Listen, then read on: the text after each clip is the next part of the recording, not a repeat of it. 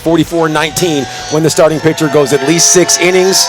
And that's when Fergie Jenkins would get ready to settle in right there in the 6th. 267 complete games to his credit, and he is stopping by right here on Cubs Live. Fergie, Game 4, right around the corner. I need to know how you feeling, man. If I could still put the uniform on, I'd be out there. Okay. That's not happening. Okay. Well, how about Matthew Boyd? He will be putting the uniform on, and you know he wants to get up off of the mat from the last time he was out there, just 2/3 of an inning pitch. What do you think that he needs to do to be successful?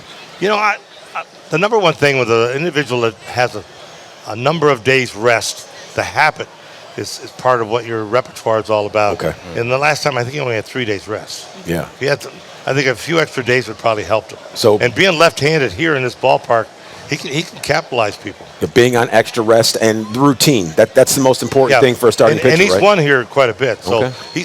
he can settle in quick. Okay, 12-1. What can you say about the bullpen and the job that they have done in shutting things down and closing things out when they need to? That's important. I mean, Craig calls upon certain individuals to do their job, and they've done a pretty good job of it. I think that's the number one thing. When they scored early and then you got to hold them, that's tough. Those last 5-6 innings, that's tough to do.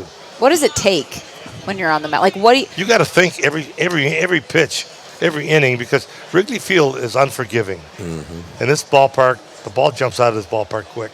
Yeah, we always talk about the wind and stuff blowing in. It don't seem to matter at times. The ball get up there and it change. But I got one for you from Matthew Boyd. I came out early and I said he needs to change up a little bit of how he goes about pitching to these guys. He's a strike thrower. I mean, when you look at his percentages, can he get away with nibbling a little bit more? He can tease him. He can tease him a little bit. I think so. The number one thing is if he's crafty enough, he's won ball games with so stuff. Right. But make him do part of the work. Pitch to contact too. Pitch to contact. Yeah. Can he not worry about walking guys? No. Because, right, you can't worry about that. No, you can't. And I thought about that for a second. I'm like, maybe you have to worry about, that's why you give in. No, pitchers don't give in. I mean, the number one thing, if you want them to understand, I can still throw strikes, but if you're going after pitches, I'm not going to give you that good strike. Pitching to contact is important. Absolutely. You and I, we've talked about pitching time and time again, and one thing you always say as a starting pitcher, you want to go out there with a game plan for the first 4 hitters in the lineup, right? Yeah, you should know the first 4 of each inning. Okay. Go out there. If you're facing more than 4 an inning, you're giving up runs. Absolutely. And for Matthew Boyd, how important will it be when he has 2 strikes, when he's ahead in pitchers' counts? Those 2 strike misses, they need to be out of the zone, don't they? Oh, definitely. I think that he's got to set the precedence right away. Let him know what you're out there to accomplish. And he's a pitcher that can win. I mean, he's proven that. You're talking about pitching to contact. When you see a lineup like the Brewers where they can speed the game up on you, put pressure on, how challenging is that, and what do you do to combat it? Well, the number one thing, they're not going up there to strike out. Yeah. But they're going out to put the ball in play. And I think the number one thing is he's got a definite great infield behind him, and he's got sufficient people in the outfield that can track balls down. So don't be afraid to throw strikes late in the count. 2-2, 3-2. This atmosphere here is different, huh? Oh yeah, I mean the weather's great. Yeah. The crowd is out there. I mean, they're pulling for you.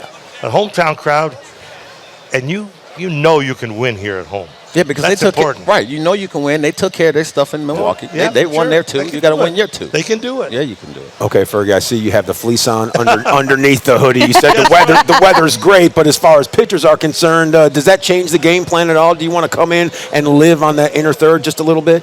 Well, I wore long sleeve shirts every time I pitched, regardless of the weather. Okay. But was there a reason for that? Well, hey, there's a reason why, because it's a habit.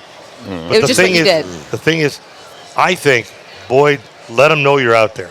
If people are on the plate, let them know. That's important. Absolutely. Let them know. Yeah, get them off. That's plate.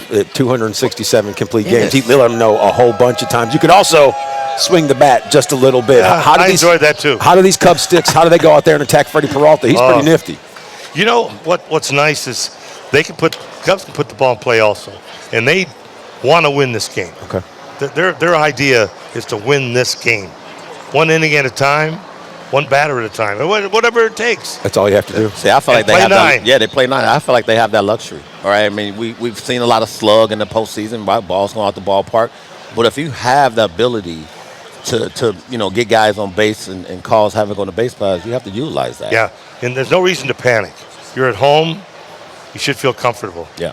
What would you say, because you were so used to going out there and preparing yourself to pitch the whole game, we don't really see that anymore. So what do you say to these guys when like a Matthew Boyd is going into it knowing it's going to be shorter than usual?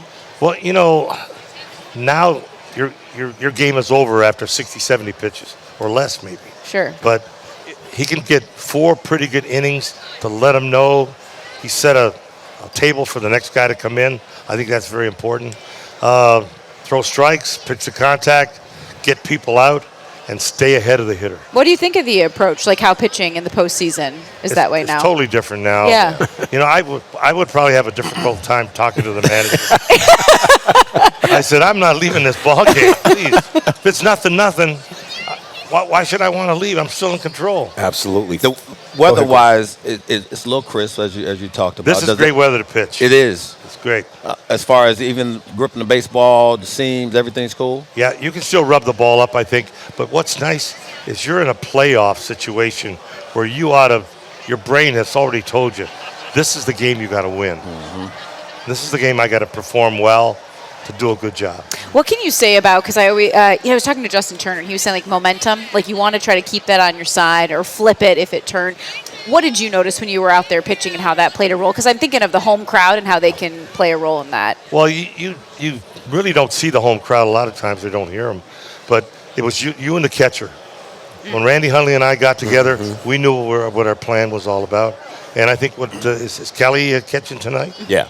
So I think he's already known, hey, that's my number one object right there. Me and you, me and you, me and you. Just playing catch. And we got to do it, yes. Okay, we talked about it with Bruce. We talked about it with Dex, the clutch gene. Fergie, is it a real thing, and why will that come into play this evening? Well, it's a comfort zone you get into because he is your right-hand man when he comes to calling pitches, and you're going to execute. Okay. And if you do it the correct way, the game's easy. Well, you hear it right here. This is a pretty good sounding board. Fergie Jenkins, like we said, 267 career complete games. That is a masterpiece, and he is ready to watch the Cubs go out there and get a victory in Game 4 and move on to Milwaukee for Game 5. Fergie, it's always fantastic catching up with you, the Hall of Famer, gracing us with his presence.